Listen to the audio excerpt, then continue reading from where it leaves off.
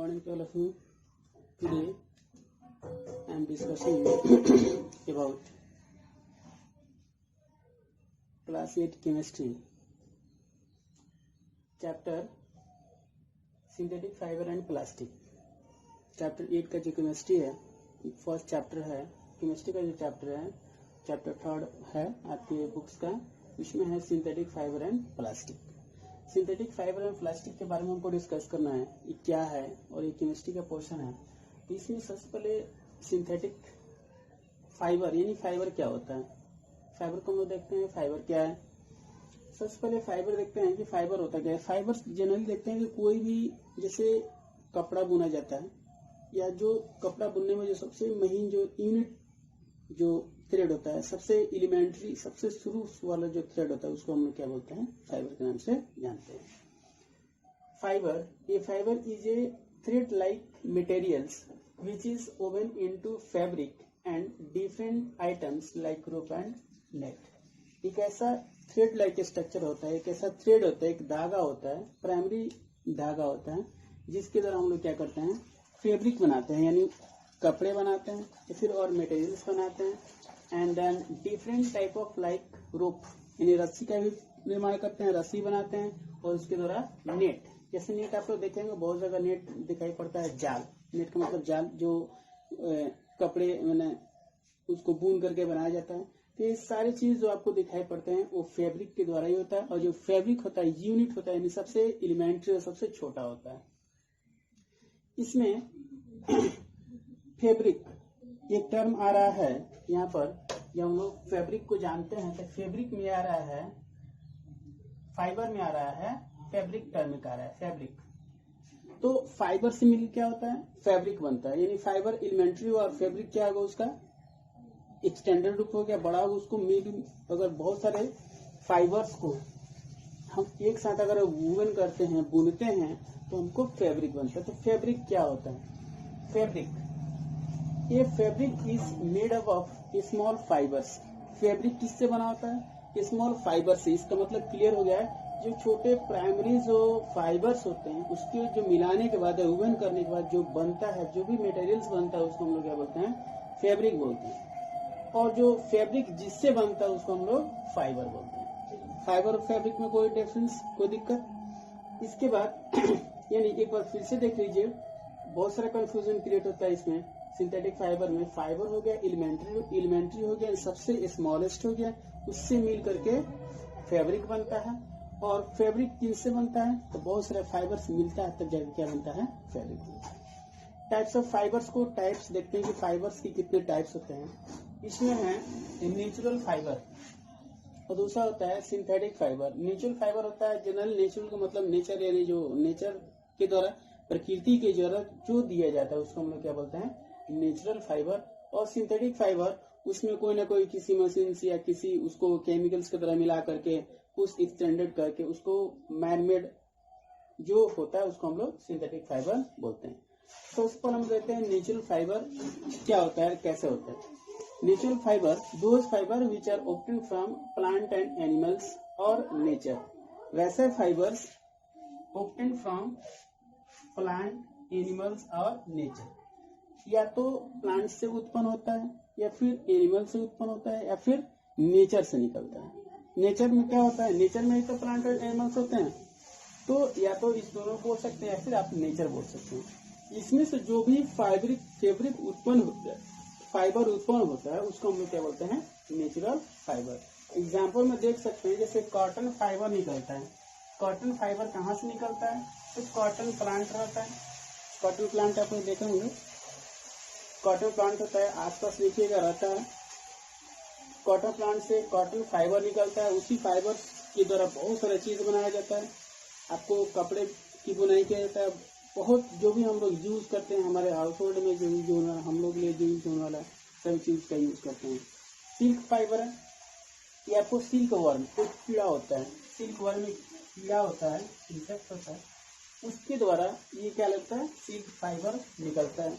तो हम लोग कपड़े पहनते हैं तो अलग अलग टाइप के कपड़े होते हैं. सिल्क होता है, सिलिकॉन, अलग अलग कॉटन होता है, वुलन होता है. तो इस टाइप के अलग अलग जो नेचर से ही मिलता है और उसका हम लोग निकाल कर उसका यूज करते हैं. ऊल फाइबर है। ये ऊल फाइबर आपको सीप या कैमल से निकलता है। सीप का जो बाल होता है, भेड़िए का जो बाल होता है, कैमल होता है, उसके द्वारा निकलता है। जूट फाइबर है, ये क्या होता है, जूट प्लांट से निकलता है। और लाइनन फाइबर है, ये फ्लैक्स प्लांट से निकलता है। तो सभी का प्राइमरी जो रूट से निकलता है, प्राइमरी जो फाइबर निकलता है, यूनिट फाइबर निकलता है, उसको हम लोग कॉटन का निकलता है, तो ये कॉटन प्लांट से निकलता है और इसी को मिलाकर फैब्रिक बनाया जाता है। फिर फैब्रिक से आगे उसको प्रोडक्शन किया जाता है। तो आप देख लीजिए कि कॉटन कहाँ से निकल गया, कॉटन से। सिल्क निकल गया आपको सिल्कन, ऊन निकल गया सिल्क से, और जूट निकल गया जूट प्लांट से, और लाइनन निकल गया फ्लैक्स प्लांट से निकल गया। तो इसमें इस चैप्टर में फाइबर हो गया, क्या है फैब्रिक, क्या है टाइप्स ऑफ फाइबर, क्या है।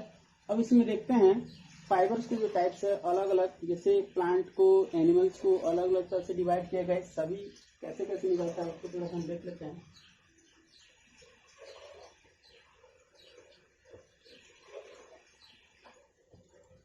Natural fibre,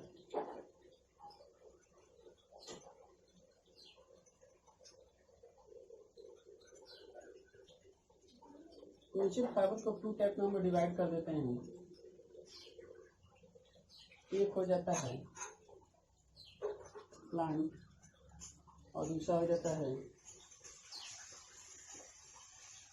animal.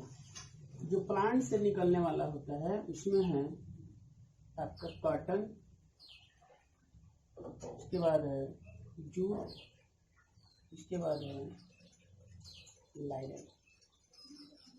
एनिमल से जो निकलने वाला है उसमें है सिल्क, और उसके बाद है ऊन। यानी नेचुरल फाइबर भी था, जो एक प्लांट के द्वारा निकलने वाला है उसको आपका कॉटन हो गया। जूट भी प्लांट है, लाइनन भी किससे निकलता है, प्लांट से निकलता है। और एनिमल्स में देखते हैं तो एनिमल्स वाला में सिल्क निकलता है और फिर ऊन निकलता है। तो सिल्क के लिए सिल्क वर्म चाहिए और ऊन के लिए क्या चाहिए आपको, सिल्क चाहिए या कैमल चाहिए। और ये सारे चीज तीनों प्लांट हैं। इस टाइप से नेचुरल फाइबर को हम लोग कैटेगराइज कर देते हैं। इसके बाद है synthetic fibre.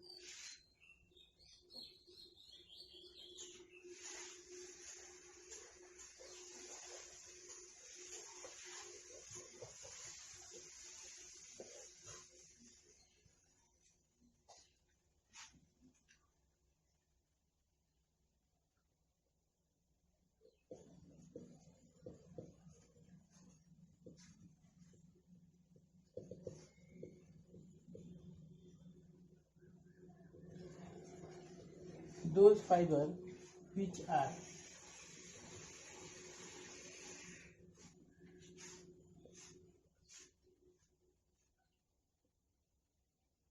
made in the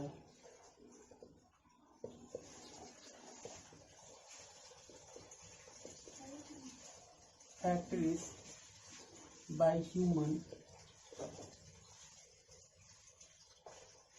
using different chemicals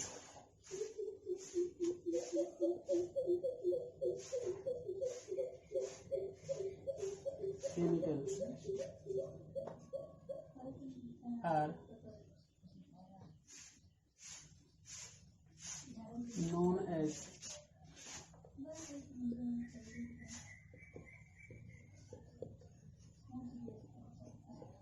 fibre.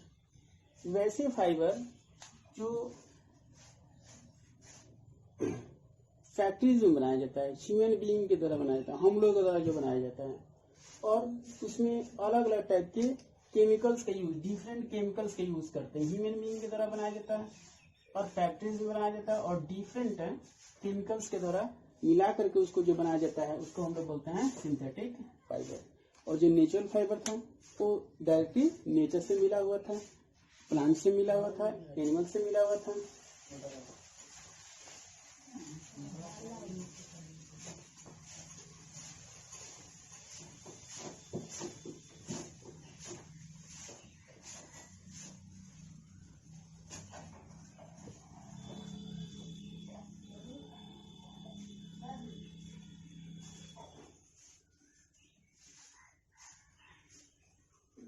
Man made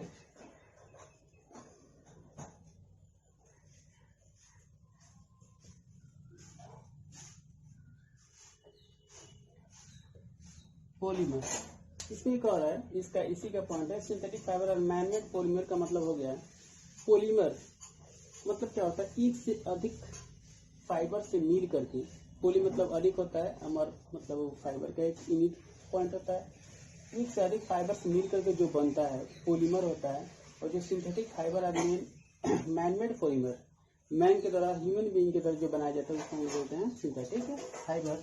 इसीलिए इसको पॉलीमर को हम लोग, सिंथेटिक फाइबर को हम लोग क्या बोलते हैं, मैनमेड पॉलीमर, यानी किसी भी ह्यूमन बीइंग के द्वारा जो बनाया जाए उसको मैनमेड पॉलीमर के नाम से हम लोग जानते हैं।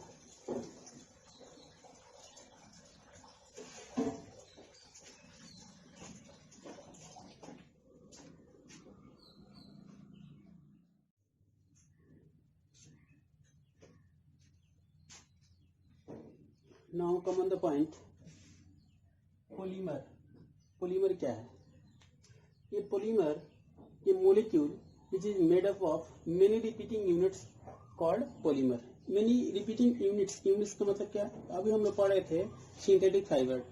सिंथेटिक फाइबर का जो सबसे प्राइमरी होता है, जो प्राइमरी यूनिट्स होता है, जैसे हम लोग सबसे पहले फाइबर पढ़े थे, उसमें भी फाइबर का सिंथेटिक फाइबर भी होता है और फिर नेचुरल फाइबर भी होता है। तो सिंथेटिक फाइबर का जो यूनिट होता है, जो प्राइमरी होता है, उसको हम लोग यूनिट के नाम से जानते हैं। और ये कैसे बनता है? मॉलिक्यूल होता है, बहुत सारे यूनिट जब एक साथ रिपीट करते हैं, एक साथ मिलते हैं, जुड़ते चले जाते हैं, जुड़ने के बाद जो एक मॉलिक्यूल बनता है, उस मॉलिक्यूल को हम लोग क्या बोलते हैं? पॉलीमर बोलते हैं। वैसे पॉलीमर हुआ। उसके बाद है पॉलीमराइजेशन। पॉलीमराइजेशन जो है the process of making large polymer. Polymerisation, polymer उसी का मीनिंग जैसा ही है, पॉलीमर है, उसके बाद पॉलीमराइजेशन है। इसमें the process of making large polymer, यानी एक बड़ा सा पॉलीमर बनाने के लिए एक ऐसा प्रोसेस है, पॉलीमराइजेशन एक ऐसा प्रोसेस है जिसमें एक बड़ा सा पॉलीमर का मोलिक्यूल्स बनाना होता है, by joining together many small monomer molecules called polymerisation. यानी पॉलीमराइजेशन एक ऐसा प्रोसेस जिसमें क्या होता है, पॉलीमर्स का बहुत सारा यूनिट मिल करके एक साथ ज्वाइन करता है, और ज्वाइन हो करके जो फैब्रिक बनता है, जो फैब्रिक बनता है, जो सिंथेटिक फाइबर बनता है, उसको हम लोग क्या बोलते हैं? पॉलीमराइजेशन। जिस प्रोसेस के द्वारा बनता है उसको बोलते हैं पॉलीमराइजेशन।